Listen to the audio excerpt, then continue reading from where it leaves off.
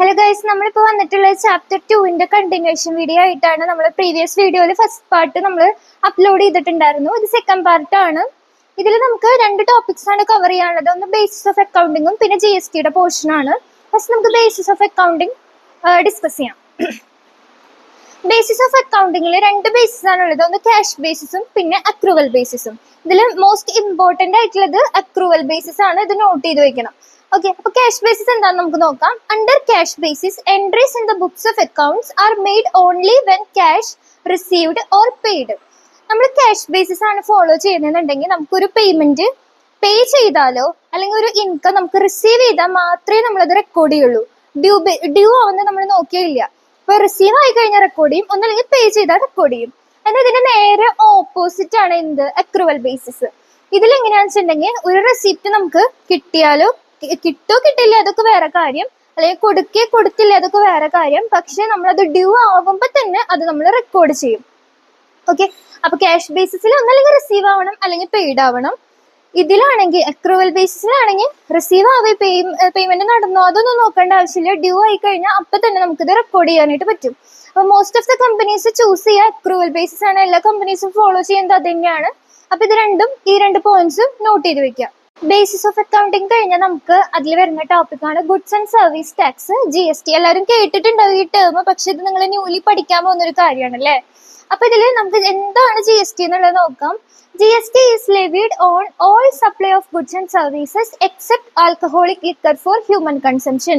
GST എന്ന് പറയുന്നത് എല്ലാ ഗുഡ്സ് ആൻഡ് സർവീസസിന്റെ മുകളിലും അപ്ലൈ ചെയ്യുന്ന ഒരു ടാക്സ് ആണ്. പക്ഷെ ഇത് എന്തിന് അപ്ലിക്കബിൾ അല്ല? Alcoholic liquor for human consumption. നമ്മുടെ ആൽക്കഹോളിലൊന്നും ഇത് അപ്ലിക്കബിൾ അല്ല. ബാക്കി എല്ലാ ഗുഡ്സ് ആൻഡ് സർവീസസിനും GST അപ്ലിക്കബിൾ ആണ്. ഇനി ഇതിന്റെ ക്യാരക്ടറിസ്റ്റിക്സ് പഠിക്കണം. ഇത് വളരെ ഡീറ്റെയിൽ ആയിട്ടൊന്നും നമുക്ക് പഠിക്കാനില്ല, ജസ്റ്റ് പോയിന്റ്സ് മാത്രം പഠിച്ചാൽ മതി. GST is a destination based tax ആണ്. GST എന്ന് പറയുന്നത് there is no multiple levy of tax. അതായത് ഒറ്റവട്ടേ ടാക്സ് ഈടാക്കുന്നുള്ളൂ, മൾട്ടിപ്പിൾ ചാർജിങ് വരുന്നില്ല എന്നാണ് പറയുന്നത്. So there is no multiple levy of tax.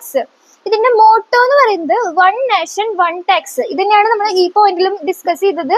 അതായത് ഒരു രാജ്യത്തിന് ഒരു ടാക്സ് എന്നുള്ള രീതിക്ക് പല ടാക്സസും സബ്സ്യൂം ചെയ്തിട്ട് വന്നിട്ടുള്ള ഒരു ടാക്സ് ആണ് എന്ത് GST. നമുക്ക് ഒരുപാട് ഇൻഡയറക്ട് ടാക്സുകൾ ഉണ്ടായിരുന്നു, അതൊക്കെ സബ്സ്യൂം ചെയ്ത് സബ്സ്റ്റിറ്റ്യൂട്ട് ആയിട്ട് വന്നിട്ടുള്ള ഒരു ടാക്സ് ആണ് GST. അതുകൊണ്ട് തന്നെ ഇത് വൺ ടാക്സ് ആണ്.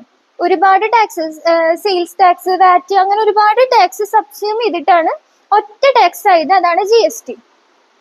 പിന്നെ ഇത് to promote economic efficiency and long economic ഗ്രോത്തിന് വേണ്ടിയിട്ടും ഇത് എന്ത് ഹെൽപ്പ് ചെയ്യുന്നുണ്ടെന്നാണ് പറയുന്നത്. അപ്പൊ ഇതിന്റെ ഡെഫിനിഷൻ ഒന്ന് പഠിച്ചു വെക്കുക. ദെൻ ഈ 4 പോയിന്റും എന്തായാലും പഠിച്ചു വെക്കുക. ഇത് എക്സാമിന് എപ്പോഴും ചോദിക്കുന്ന ഒരു ക്വസ്റ്റ്യൻ ആണ്. ക്യാരക്ടറിസ്റ്റിക്സ് പഠിച്ച പോലെ തന്നെ പഠിക്കാൻ ഒരു 4 പോയിന്റ് ഇവിടെ ലിസ്റ്റ് ചെയ്തിട്ടുണ്ട്. ഇത് അഡ്വാൻറ്റേജസ് ചോദിച്ചാലും മെറിറ്റ് ചോദിച്ചാലും ഒബ്ജക്റ്റീവ് ചോദിച്ചാലും ഒക്കെ ഇതന്നെ നമുക്ക് എഴുതാവുന്നതാണ്. Okay, GST replaced multiple type of indirect taxes. അതായത് നമുക്ക് GST വരുന്നതിന് മുന്നേ നമുക്ക് ഇവിടെ ഒരുപാട് ഇൻഡയറക്ട് ടാക്സുകൾ ഉണ്ടായിരുന്നു. അതൊക്കെ സബ്സ്യൂം ചെയ്തിട്ടാണ് എന്ത് വന്നിട്ടുള്ളത്? GST വന്നിട്ടുള്ളത്. അപ്പോൾ ഒരു 5-6 ടാക്സ് ഉള്ളത് സബ്സ്യൂം ചെയ്ത് ഒറ്റ ടാക്സ് ആയി കഴിഞ്ഞാൽ എല്ലാവർക്കും അത് യൂസ്ഫുൾ അല്ലേ. അതുകൊണ്ട് തന്നെ multiple type of indirect tax subsume ചെയ്തിട്ടാണ് എന്ത് വന്നിട്ടുള്ളത്? GST വന്നിട്ടുള്ളത്. GST has removed cascading effect on taxation. നമ്മൾ നേരത്തെ പറഞ്ഞു ഡബിൾ ടാക്സേഷൻ ഇവിടെ ഇല്ല, മൾട്ടിപ്പിൾ ടാക്സേഷൻ ഒന്നുമില്ല ഇവിടെ എന്ന് പറഞ്ഞില്ലേ. ആ പോയിന്റ് ആണിത്. GST has removed cascading effect on taxation. Double taxation remove ആക്കി. ഓക്കെ, പിന്നെ മൂന്നാമത്തെ point promote economic efficiency and long economic growth. ഇതും നമ്മൾ ഓൾറെഡി ഡിസ്കസ് ചെയ്ത പോയിന്റ് ആണ്. പിന്നെ increased revenue to the centre and state government. അതായത് GST എന്ന് പറയുമ്പോൾ അത് പാർട്ടീഷൻ ചെയ്തു പോണത് ഒന്ന് സെൻട്രൽ ഗവൺമെന്റിനും പിന്നെ സ്റ്റേറ്റ് ഗവൺമെന്റിനാണ്. ഓക്കെ, സെൻട്രൽ ഗവൺമെന്റിനും സ്റ്റേറ്റ് ഗവൺമെന്റിനാണ് അത് പാർട്ടീഷൻ ചെയ്ത് പോകുന്നത്.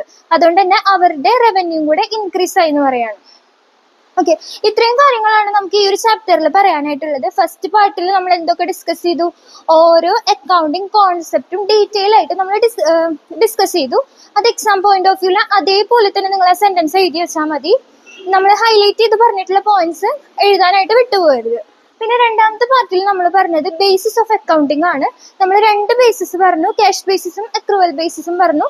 അതിലും ഹൈലൈറ്റ് ചെയ്യാൻ പറഞ്ഞ പോയിന്റ് വിട്ടുപോകരുത്. പിന്നെ നമ്മൾ ജി എസ് ടിയുടെ പോർഷനിലേക്ക് വന്നു. ജി എസ് ടി എന്താന്ന് പറഞ്ഞു, അതിന്റെ ക്യാരക്ടറിസ്റ്റിക്സ്, ഇപ്പോഴത്തെ ബെനിഫിറ്റ്സും അഡ്വാൻറ്റേജും നമ്മൾ പറഞ്ഞു. ഇത്രയും കാര്യങ്ങളാണ് ഈ ഒരു ചാപ്റ്ററിൽ. അത്യാവശ്യം നല്ല വെയിറ്റേജ് ഉള്ള ഒരു ചാപ്റ്റർ ആണ്, പഠിക്കാനും കുറച്ചും കൂടി എളുപ്പമായിട്ടുള്ള ഒരു ചാപ്റ്റർ ആണ്. അതുകൊണ്ട് ഇത് സ്കിപ്പ് ചെയ്യാതെ എല്ലാവരും പഠിക്കാം.